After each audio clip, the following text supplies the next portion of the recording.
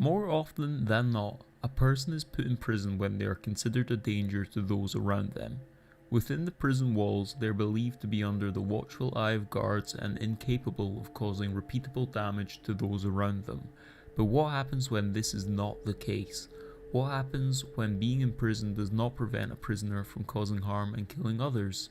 The prisoners you will learn about in this video are considered some of the most dangerous that we know about. Welcome to the most dangerous prison inmates in the world. In the USA, the most notorious prison gang that is currently active and infamous for their violent ways is the Aryan Brotherhood, a white supremacist gang who are believed to have 10,000 members both inside and outside of prison. The gang is believed to make up less than 0.1% of the prison population, but is responsible for approximately 30% of murders throughout all prisons. They are also renowned for their organised crime activities, which include drug trafficking, extortion, and inmate prostitution. Although they have an apparent membership of 10,000, they are believed to only have 300 full members and just a handful of high-ranking members. The high-ranking members, which have been highlighted as dictating forces within this gang, include Tyler Bingham, Barry Mills, and Thomas Silverstein. Thomas Silverstein is regarded within the prison system as the most dangerous prisoner in America, having committed a supposed 4 murders, one of which was a guard named Klutz. He has been in solitary confinement since 1983.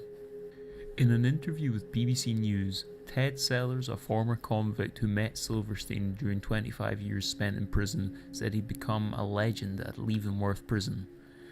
Sellers commented, "He's not as bad as they portray. Sure, he's dangerous if they push him to the wall, but there were some dirty, rotten guards at Marion. They would purposely screw you around. You're dealing with a person locked up 23 hours a day. Of course he's got a short fuse." The Numbers Gang and the General. The Numbers Gang is believed to control most of South Africa's prisons.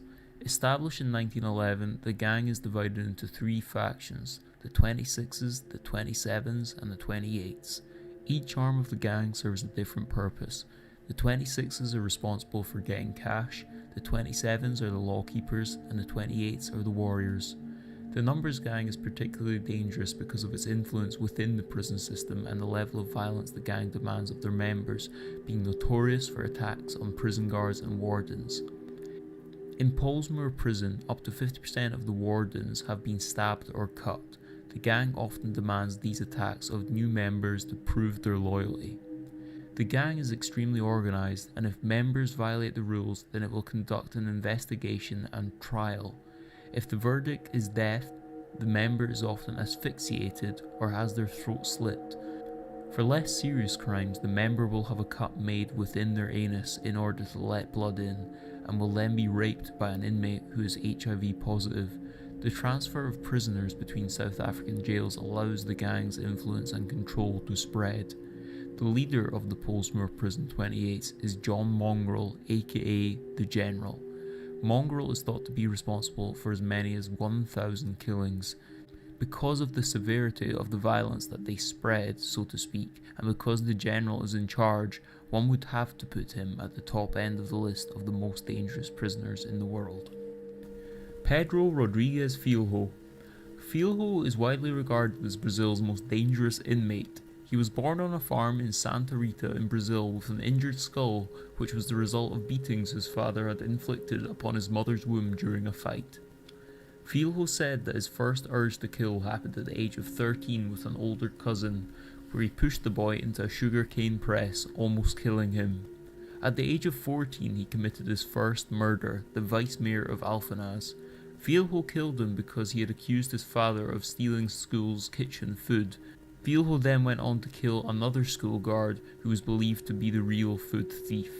After these murders, Filho decided to hide in Sao Paulo, where he began robbing people and ended up murdering a drug dealer. It was in Sao Paulo that he met a woman called Maria, who he ended up living with. Not long after, she was killed by some gang members seeking revenge for the drug dealer Filho had killed earlier. Filho escaped, and in search of revenge for her death, he murdered and tortured several people in an attempt to find out the identity of the gangsters who had killed her. Before he was 18, Filho had already left a trail of 10 bodies and several tortured victims. He then returned to his hometown and executed his own father at the local prison, after his father had butchered his mother with a machete. To get revenge, Filho apparently killed his father, cut out a piece of his heart, chewed it, and then threw it away. Filho was eventually arrested on May 24, 1973. He was sentenced to prison and killed at least 47 inmates while incarcerated. He later claimed a total of 100 victims. His total confirmed victims are 71, including his father. In 2003, he was sentenced to 128 years in prison, although the Brazilian law system prohibits anyone from spending more than 30 years behind bars.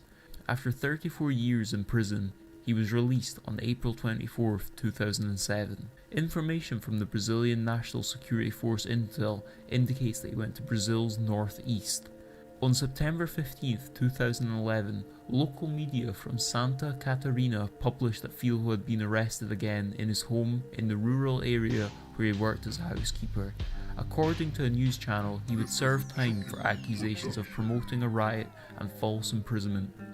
Besides the number of killings, Filho became notorious in Brazil for promising the murder of other criminals such as Francisco Pereira, aka the Park Maniac, another serial killer. These are just some of the most dangerous inmates in the world. If you know of any others, drop a comment below to let other people know about them. Check out the description for more information on the people I have mentioned in this, and remember to subscribe. I do frequent giveaways, so I do reward my subscribers, and I will have more videos like this in the future to inform you guys about crazy, weird, or scary things in the world. Thanks for watching, and I'll see you all in the next one.